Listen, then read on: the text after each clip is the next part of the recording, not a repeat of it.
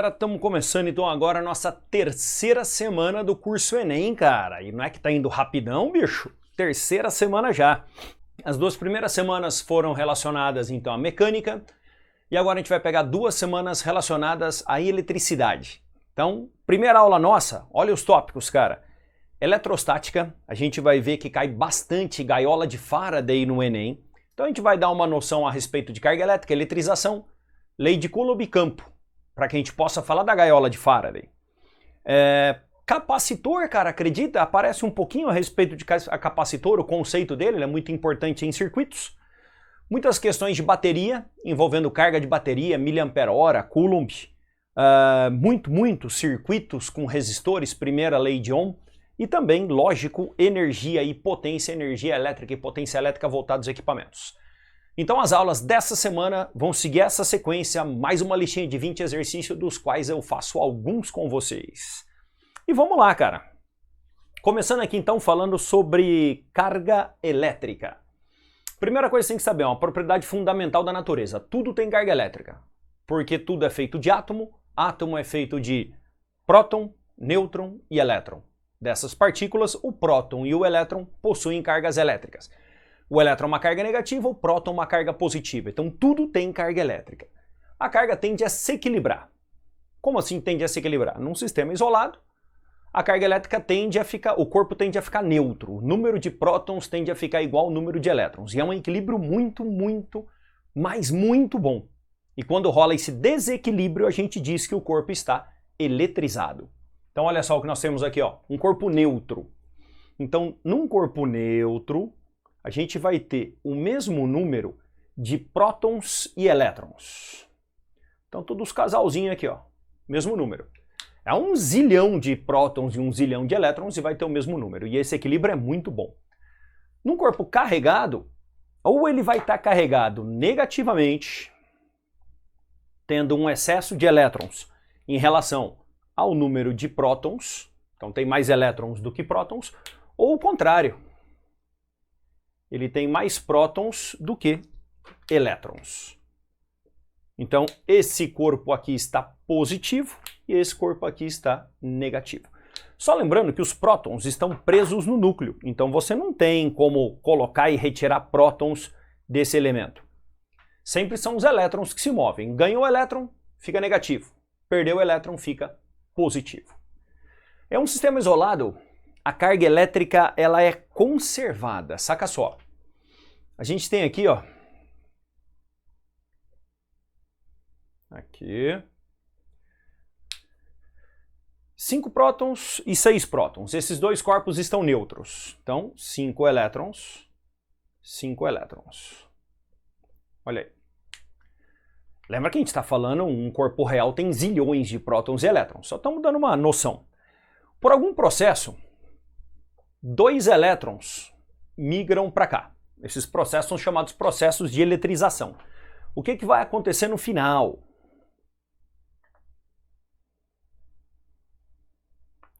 O primeiro corpo continua com seus 5 prótons. Aqui continua com seus 6. Só que agora os elétrons aqui ficam apenas 3. Então a carga desse corpo é 2 vezes a carguinha que a gente chama de E. Eu já vou explicar quem é esse E. Positivo, porque agora está faltando elétrons. E a carguinha desse cara fica 1, 2, 3, 4, 5, 6, 7, 8. Então a carga desse carinha fica igual a menos 2E. Menos 2E. Esse cara ficou com uma carga positiva, esse cara ficou com uma carga negativa. Se eu somar essas duas cargas, somo essas duas quantidades, volta a dar 0. Que é o que eu tinha de carga no início. A carga elétrica num sistema se conserva. Se esse cara perder 3 elétrons, ele vai ficar com a carga mais 3E. Se perder 4, mais 4E. Se perder N elétrons, é N vezes E. Então, a carga de um corpo é Q. O E, cara, é a carga de cada elétron. Chama-se carga elementar. E tem um valor fixo. foi medido por um americano chamado Robert Millikan, logo depois do Thomson ter descoberto o elétron. Thomson fez lá uma experiência, descobriu o elétron, descobriu a razão entre a carga e a massa do elétron, e o americano, na sequência, conseguiu então a carga do elétron. A carga elementar é 1,6 vezes 10 a menos 19 coulomb. Carga elementar. Lógico que a do elétron é negativa e a do próton é positiva. Então, qual é a carga de um corpo? É o número de partículas elementares que ele ganha ou perde, que são os elétrons, multiplicado por esse valor. Lembrando que se ele perder elétron, fica positivo. Se ele ganhar elétron, fica negativo. Legal? Então aqui a gente já tem uma noção das propriedades fundamentais da carga elétrica. Vou passar agora um segundo quadro relacionado aos processos de eletrização e vou mostrar para vocês como é que é simples você eletrizar um determinado corpo. Então, bora para o segundo quadro. Então, galera, a gente já sabe um pouquinho a respeito de carga elétrica. E o que a gente vai falar agora são os processos de eletrização. São 3 processos: atrito, contato e indução. Vamos falar cada um deles. Primeiro processo é o atrito.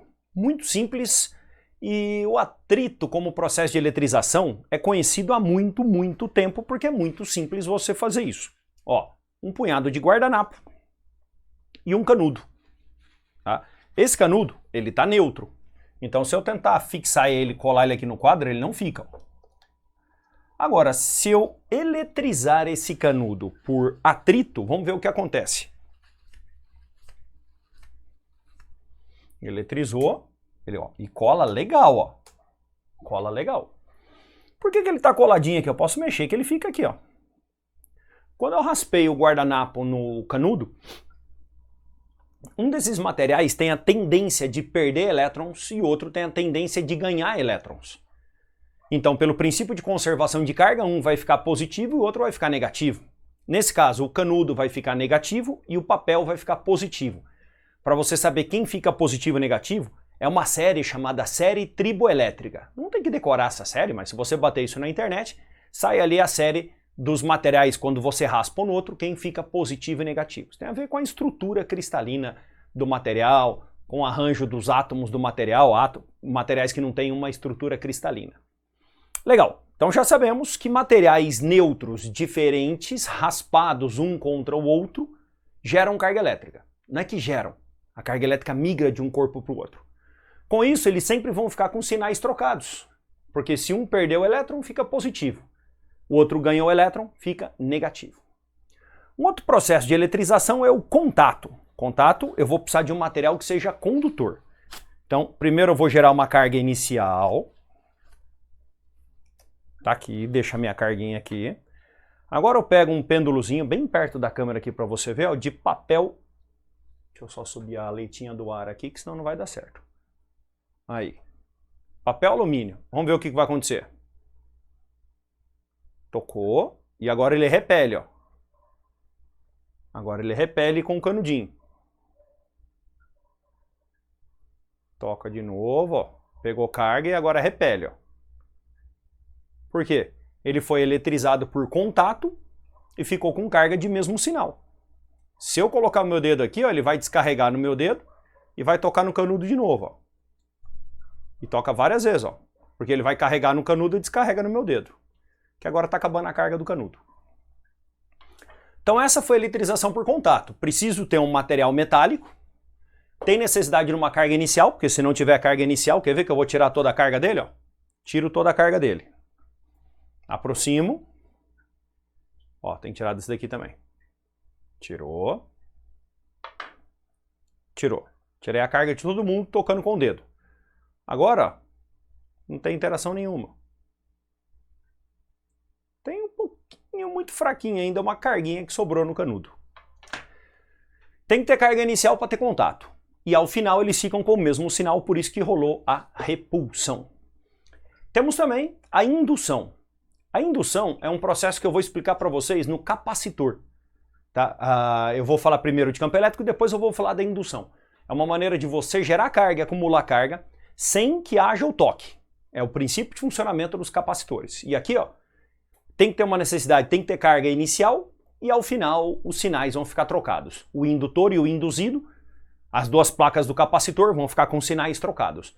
Ou, eu vou usar como indutor esse cara. Quem eu induzi vai ficar com sinal trocado.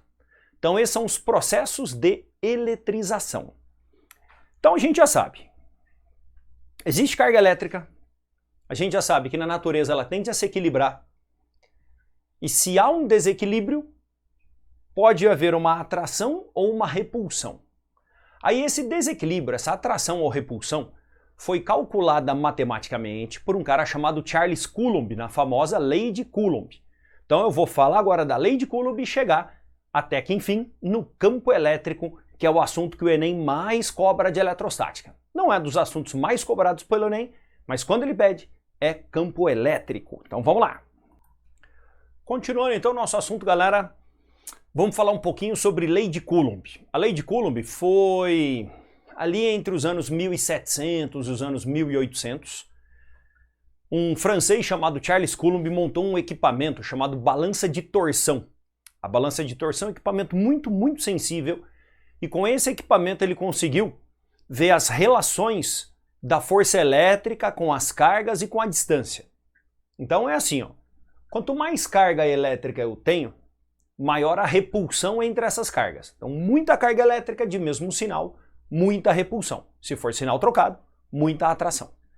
E se essas cargas estiverem mais e mais próximas, a força também vai aumentar.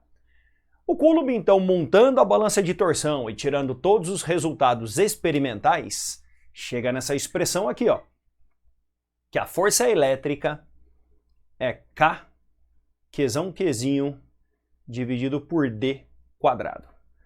As cargas eu devo usar só em módulo, na hora de calcular a força, a gente não usa o sinal, e o D é a distância entre elas. Esse K ele não foi calculado pelo Coulomb, chama-se constante eletrostática e veio praticamente um século depois do Coulomb com a entrada do Sistema Internacional de Unidades. Quanto que vale esse K aí? Ele vale 9 vezes 10 a nona e a unidade dele é Newton vezes metro quadrado por Coulomb quadrado. K ou K0, constante eletrostática do vácuo. É legal a gente falar, a gente tem que comentar isso daqui porque foram os primórdios da eletrostática, só que a incidência dessa expressão no Enem ela é bem baixa. Ela só está entrando num contexto para a gente chegar no estudo do campo elétrico. Então Coulomb descobriu a relação matemática da força entre essas cargas. Só que existiu uma pergunta, como é que essa força se propaga? Uma carga não está encostando na outra, como é que uma carga sabe que existe uma outra carga ali e que elas têm que se repelir ou elas têm que se atrair? O motivo de uma carga saber a presença da outra carga se chama campo elétrico. O campo elétrico está aqui, ó. É a região do espaço em que atua, região do espaço em que atua a força elétrica. Força elétrica. Tá aqui. Isso é campo elétrico. Então, se eu coloquei essas duas cargas e elas se repeliram, significa que existe um campo elétrico ali atuando. Cada carga gera o seu campo elétrico. Se a carga for positiva, estudos e experimentos mostram que o campo elétrico ele é isso daqui, ó. Na verdade, os experimentos mostram as linhas. As setas, elas foram convencionadas. E se a carga for negativa, as linhas entram na carga. Então dizemos que o campo elétrico da carga positiva é divergente e da carga negativa é convergente. Nós dizemos isso daí. Essas linhas chamam linhas de força do campo elétrico. Experimentalmente a gente vê essas linhas. Consegue ver essas linhas bem bonitinho. Não consegue ver as setas. Vou fazer o seguinte, eu vou encaixar um vídeo de uma experiênciazinha de eu mostrando essas linhas. Então assiste o vídeo aí. Galera, então aqui a gente tem o seguinte. Isso daqui é uma baciazinha com óleo mesmo, óleo de soja. Isso daqui é um arame de cobre e ele está ligado no terra. Então aterrei ele, peguei aqui um parafuso que está enfiado na parede e enrolei ele no parafuso, certo? Então aqui é 0 volts. Esse cara aqui, ele vai estar ligado ao gerador eletrostático. aquele gerador de Van de Graaff. O gerador de Van de Graaff, por hoje, basta você saber que ele gera uma altíssima voltagem, algo em torno aí de 40 mil. Eu não vou nem mostrar ele aqui agora porque não faz parte da aula. Ele só vai gerar uma alta voltagem nesse eletrodo. Muito positivo, aqui vai ficar negativo, né, porque vai ficar induzido, e vai criar nessa região um campo elétrico. O campo elétrico, ele orienta partículas que estão colocadas ali nele. Então tem aqui, ó, semente de grama, sementinha de grama, e elas são pontudinhas. Então o que eu vou fazer? Eu vou polvilhar essas sementinhas de grama aqui, ó. Você pode ver que a disposição delas é totalmente aleatória. Agora eu vou ligar o gerador eletrostático. Ao ligar o gerador eletrostático, vamos ver o que acontece. Olha aí, ó. Uma ligadinha que a gente deu de nada, cara. Olha como é que ficou a orientação dessas sementinhas. Todas linhas paralelas, bonitinhas, formando um campo elétrico. A gente tem aqui um campo elétrico perfeitinho, ó. Bonitinho. O que eu vou fazer agora é trocar o formato do eletrodo. Então vou tirar esse eletrodo aqui, que é plano. Vou colocar um outro pontudinho, parecendo uma coxinha aqui.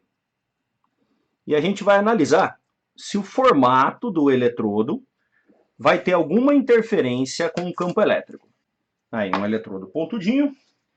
A outra ponta dele eu ligo na cúpula do gerador eletrostático.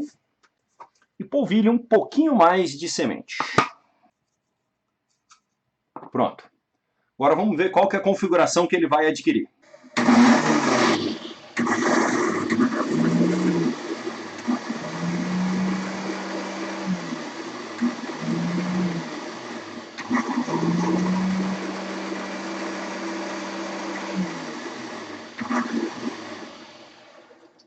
Você viu como que essas linhas, elas se concentraram todas na ponta do condutor?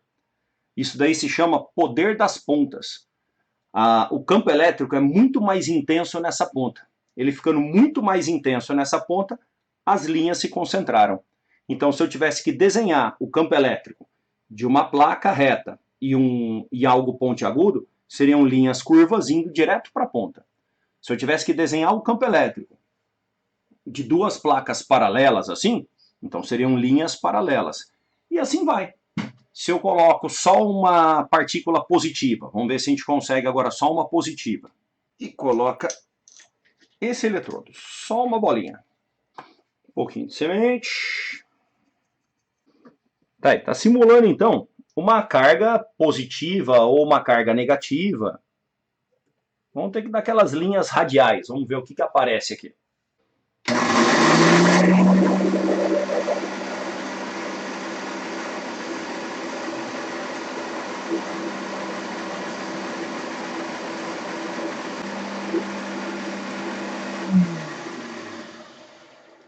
Tá aí legal, ó. Linhas radiais mostrando as linhas de força do campo elétrico. É uma experiência show de bola, né, cara? Difícil de fazer numa sala de aula, porque é muito pequenininho, mas tá aí. Demonstração de experimentos para vocês. Legal? Essa aula vai ficando por aqui, galera. A gente volta na próxima. Até mais! Sacou? Entendeu agora as linhazinhas? Ah, dá para ver, cara. Dá para ver legal. Professor, e as setas? As setas foram convencionadas, se eu não me engano, pelo próprio Faraday, a ideia dessas setas. Elas representam a trajetória de uma partículazinha positiva. Se eu colocar uma partículazinha positiva, ela vai para lá. Se eu colocar uma partícula positiva aqui, ela vem para cá. Então as setas representam isso daí. Então, campo elétrico, região do espaço que atua a força elétrica. Quando eu vou me afastando da carga, esse campo elétrico ele vai reduzindo, ele reduz muito rápido, ele reduz também com uma lei do inverso do quadrado. Então, o campo elétrico é Qzão por D quadrado. Essa é a expressão matemática para o campo elétrico. Ele também é um vetor, então vamos botar a notação de vetor nele aqui. E se eu juntar, lógico, essa expressão com a lei de Coulomb, eu encontro uma relação entre elas, que é o FEC. FEC. Vetor aqui e módulo aqui também, módulo de vetor, né? Nos dois lados. Legal. O fato do campo elétrico ser uma função do inverso do quadrado indica que ele cai muito rápido. Então, se eu estiver muito perto de um fio, posso ter um campo elétrico intenso que está atrapalhando um determinado equipamento, que está atrapalhando um marca-passo, alguma coisa assim. Mas se eu me afasto um pouco desse fio, ou desse equipamento, o campo elétrico cai muito rápido. Ele cai com a função do inverso quadrado, que são funções que caem muito rápido, são funções de hipérbole. E aí vem a pergunta, como é que eu posso bloquear o campo elétrico? Se ele for indesejável, como que eu posso bloquear esse campo elétrico? O Faraday fez uma experiência muito interessante e ele mostrou que se você estiver dentro de um condutor isolado, um material condutor, se você estiver lá dentro, você está isolado do campo elétrico. É um experimento muito famoso que ficou conhecido como gaiola de Faraday. Por que gaiola de Faraday?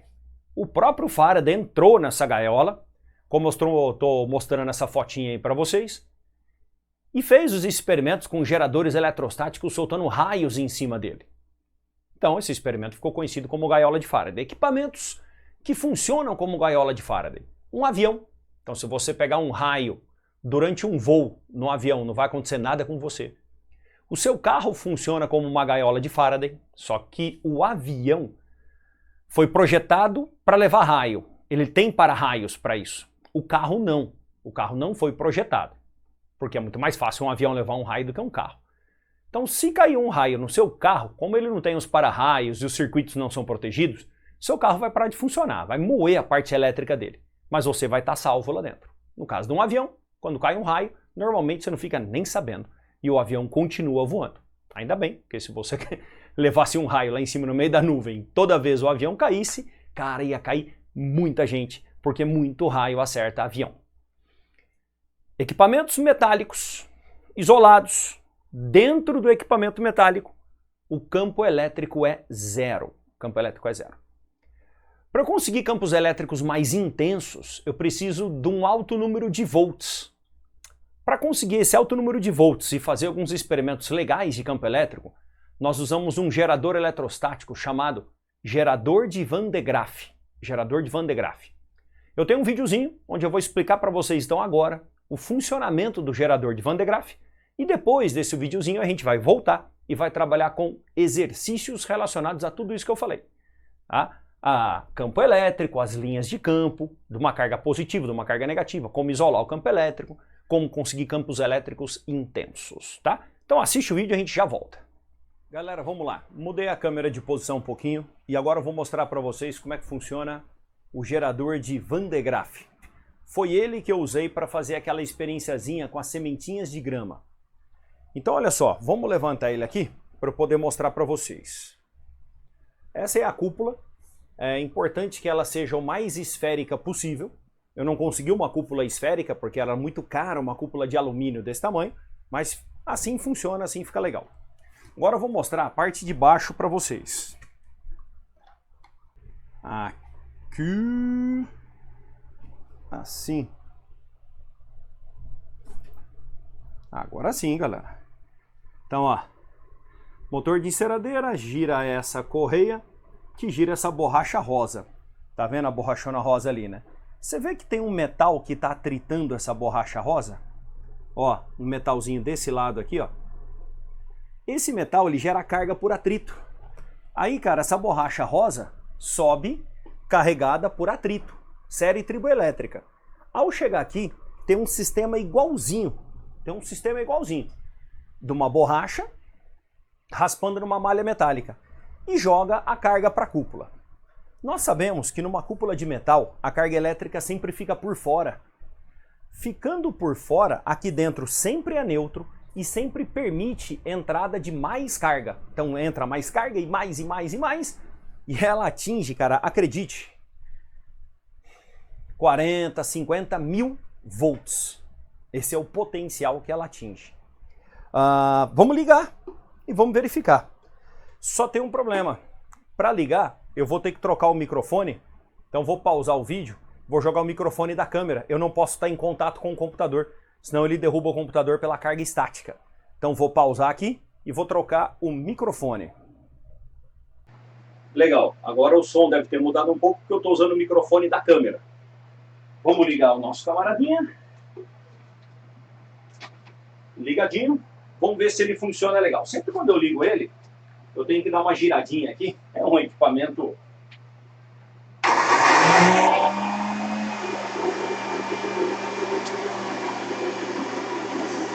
Muita carga ele tá gerando.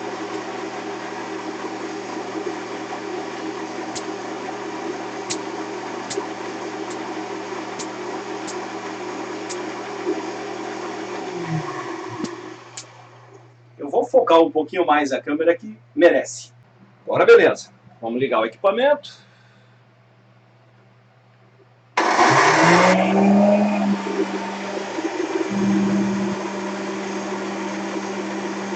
Deu uma retirada.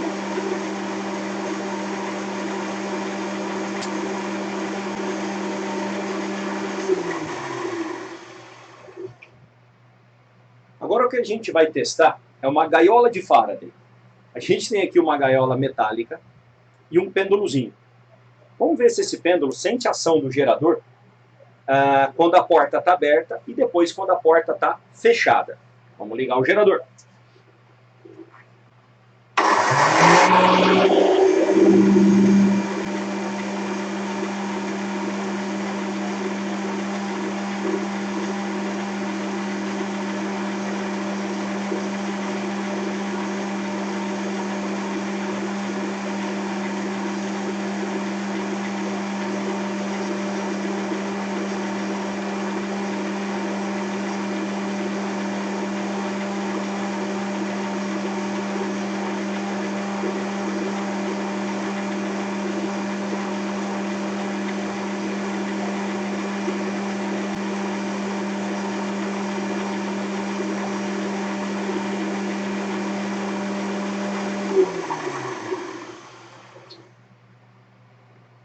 O que vocês perceberam?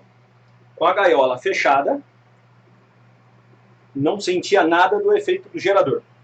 Com a gaiola aberta, começou a sentir bastante o efeito do gerador.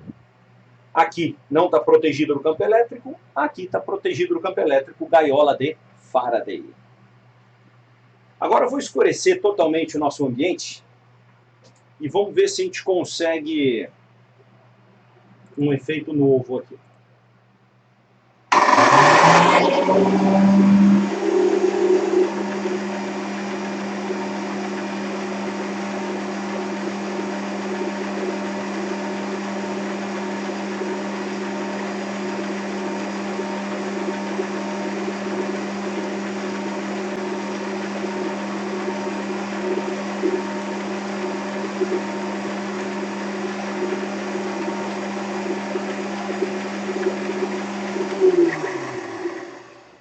Galera, o que foi esse efeito que vocês viram então nessa lâmpada?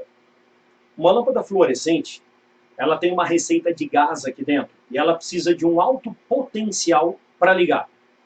Então, por isso que as lâmpadas antigas tinham que ter reator. Essa também tem um reator, só que é um reator eletrônico, pequenininho aqui dentro. Ela não é um LED, é uma lâmpada de gás. Precisa de um alto potencial. O que o gerador de Van de Graaff fornece? Alto potencial. Só que o Van de Graaff não fornece corrente. Então ele não consegue manter a lâmpada acesa como uma bobina de Tesla. A bobina de Tesla mantém ela acesa. O gerador de Van de Graaff só dá pulsos, só faz ela piscar. Então, foi isso que você viu, um elevado potencial fazendo uma lâmpada dessa piscar. Não precisava nem encostar, era só aquela centelha, só aquela faísca. Legal? Vamos para mais experiência então. Ô, galera, olha que cabelo bonito. Tá? Então a gente... Não, pode ficar susto. A gente vai fazer a experiência mais famosa desse equipamento, que é arrepiar os fios de cabelo. Funciona assim, a gente consegue ver as linhas de força a partir de qualquer coisa. Eu mostrei para vocês as linhas de força a partir de sementinhas de grama. Agora imagina que a cabeça dela é uma carga e os cabelos vão ser as linhas de força. Vamos ver o que a gente consegue. Eu vou desligar o ventilador para tirar qualquer efeito e vamos ligar o equipamento. Pai, não vai doer minha mão, né? Não. Tem certeza? Não. Tá. Ela tem que estar bem isolada, então ela está de joelho em cima de uma cadeira de plástico. Não pode tocar em nada, que senão ela perde a carga elétrica. Vou ligar o equipamento. Pai, vai doer, sério, se doer, eu juro que eu nunca mais faço nenhum experimento. Pai! Vai. Coloca a mão, pode colocar. Vai, Vai doer. vai, eu te garanto. Pode colocar a mão. Vai. As duas. Isso.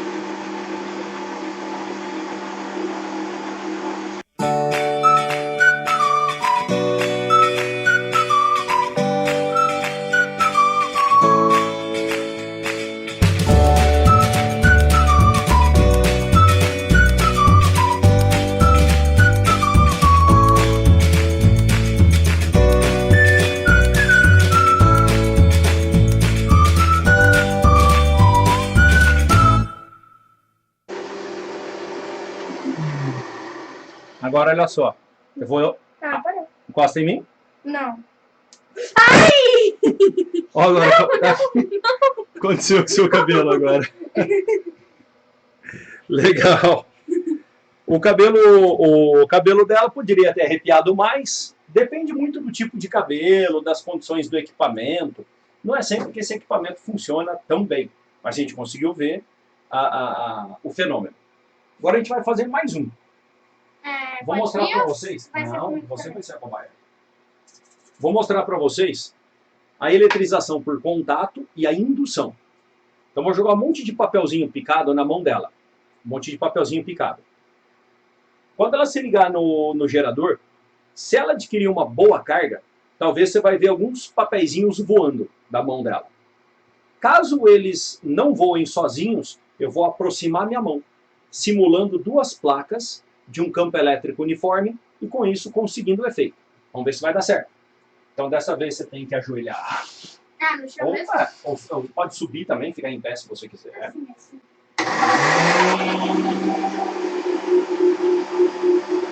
Pode colocar a mão. Pode Tá colocar dando uma vez. muito ódio, tá dando Coloca uma ódio. vez. Não, tá Vai dando dar agora. Abre a mão. Abre a mão. Deixa a mão bem aberta assim. Aqui do lado, aqui, ó. Espera um pouquinho seu cabelo arrepiar de novo.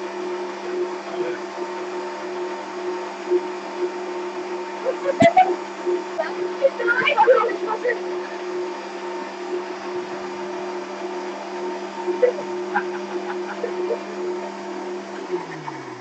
Toca nela, toca nela, toca nela. Não.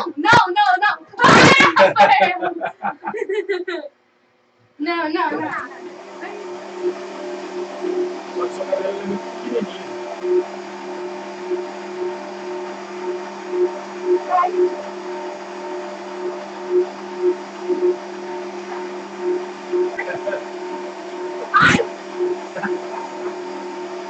Mas não arrepia, porque ele é muito pequenininho. Au! Mãe.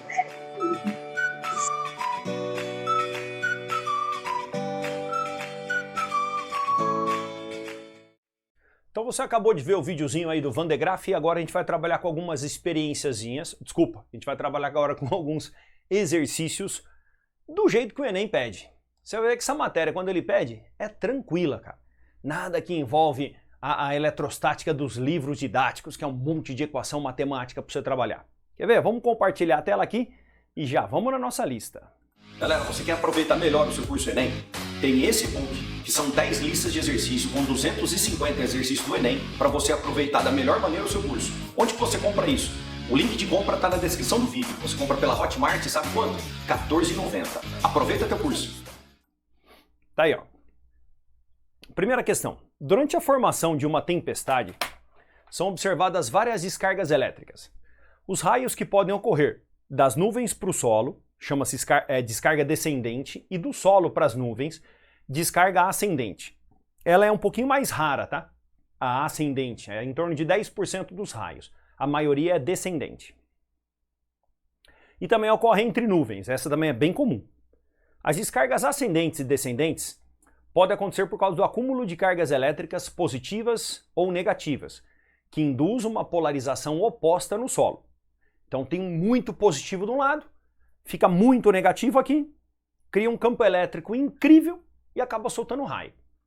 O raio vai disparar quando o campo elétrico é incrível, mas é muito incrível. E isso tem que ter muito número de volts para conseguir um campo elétrico tão intenso. Você viu que o gerador de Van de Graaff, ele produz um campo elétrico intenso. E ele consegue 40.000 volts.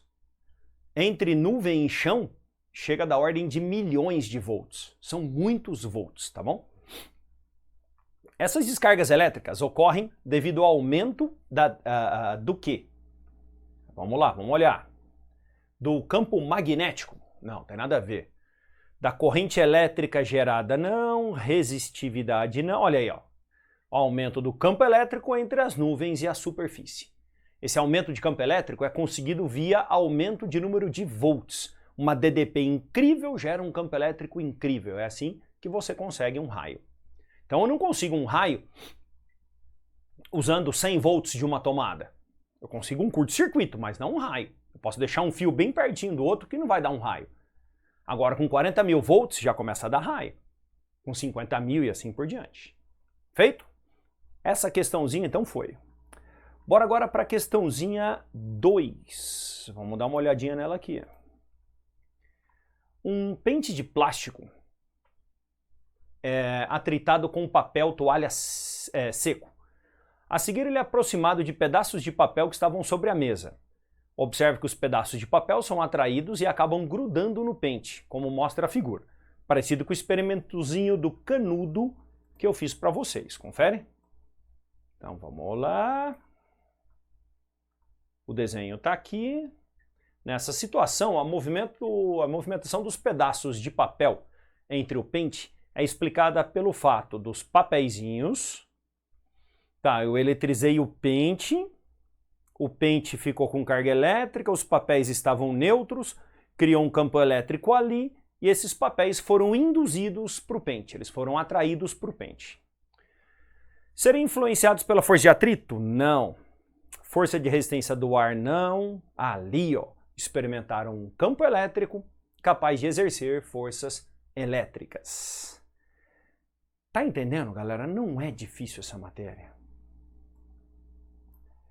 Vamos pegar mais um. Eu ia pegar o 3. O 3 é super rápido. 3 é super rápido. São questões que você não pode perder no Enem, cara. Em uma manhã ensolarada, uma jovem vai até um parque para acampar e ler. Ela monta sua barraca próxima ao carro. E também próximo de uma árvore e um quiosque de madeira. Durante sua leitura, vamos ver o que acontece. Provavelmente vai uma tempestade com raios. Olha aí. Durante a leitura, a jovem não percebe a aproximação de uma tempestade, com muitos relâmpagos. A melhor maneira dessa jovem se proteger dos relâmpagos é dentro do carro dela. Melhor que dentro do carro e dentro da sua casa. Né? Dentro da sua casa e longe de tomadas, sua casa de alvenaria. Agora, se eu não tenho uma casa de alvenaria, aí dentro do carro é legal. Fecha o vidro, fica ali dentro do carro, pode cair um raio no carro e nada vai acontecer. E o carro não fica carregado depois, tá? Do jeito que bate o raio no carro, bate uma segunda descarga descarregando direto no chão. Legal? Então, povo, essa daqui foi a nossa primeira aula aí de eletrostática, cara, princípios de eletrização. Você pode responder então as questõezinhas, ó, 4, 5, 6 e 8. 4, 5, 6 e 8, legal? E depois a gente já segue para as próximas aulas. Vamos falar de baterias e outras coisas mais. Valeu? Até lá, um abraço! Galera, antes da gente falar aí sobre as baterias e tudo mais, tem mais um único tópico, o último tópico, na verdade, de eletrostática, que tem uma incidência razoável para baixa no Enem, só que a gente acha algumas questões ainda. São os capacitores. Os capacitores eles são muito usados em N circuitos eletrônicos, como sensores, como armazenadores de carga. Eles podem ser usados como teclados. Então, cara, pela larga utilização desse equipamento, é bom você ter uma noção relacionada aos capacitores. O aspecto do capacitor ele é muito simples, ele é constituído de duas placas metálicas. Eu desenhei ele quadradinho, mas normalmente essas placas são bem compridinhas e enroladas, fazendo um rocambolezinho. São duas placas metálicas que a gente chama de armaduras. Essas armaduras elas vão armazenar carga por indução. Indução, então saca só. Eu ligo aqui ao polo positivo de uma bateria, armazena então aqui uma carga positiva. Por indução vai aparecer uma carga negativa aqui. A indução é quando eu tenho dois condutores próximos, o campo elétrico de um condutor, devido à carga desse condutor, induz uma carga oposta na outra placa. Como essas placas estão muito próximas, muita carga é induzida. Então vai ficando positivo aqui, negativo, negativo, e esse capacitor vai carregando. Tá? Então o capacitor vai ficando completão de carga. Uma placa vai ficar positiva e a outra placa vai ficar negativa. Para evitar uma descarga elétrica entre essas placas, a gente usa um dispositivo chamado dielétrico, que nada mais é que um isolante de eletricidade. Então colocamos o dielétrico aqui e ele é o isolante de eletricidade. A capacidade de armazenar carga é dada pela grandeza chamada capacitância. Então, o que é a capacitância de um capacitor? É a capacidade dele armazenar carga. Olha que monte de capaci que ficou aqui, né? Capacidade de armazenar carga ou a carga armazenada pela DDP. Quantos coulombs de carga que ele armazena por volt. Isso daqui ele é dado em farad, a unidade da capacitância. Só que um farad é muito grande, tá? Então as unidades de capacitância são milifarads, microfarads, é a quantidade de carga que ele armazena por volt. Armazena energia também, e a energia é CU²/2. As fórmulas, a aplicação dessas expressões já não tem uma importância assim tão grande. O lance é você entender como funciona. Qualquer propriedade que você muda no capacitor altera a sua capacitância e altera a carga. Vamos supor que eu troco o dielétrico. É um sensor de presença de água. Tem as duas placas e tem ar no meio. Quando a água vai subindo, ela vai alterar o dielétrico, vai alterar a capacitância e o sensor mede. Então foi um sensor por alteração de dielétrico.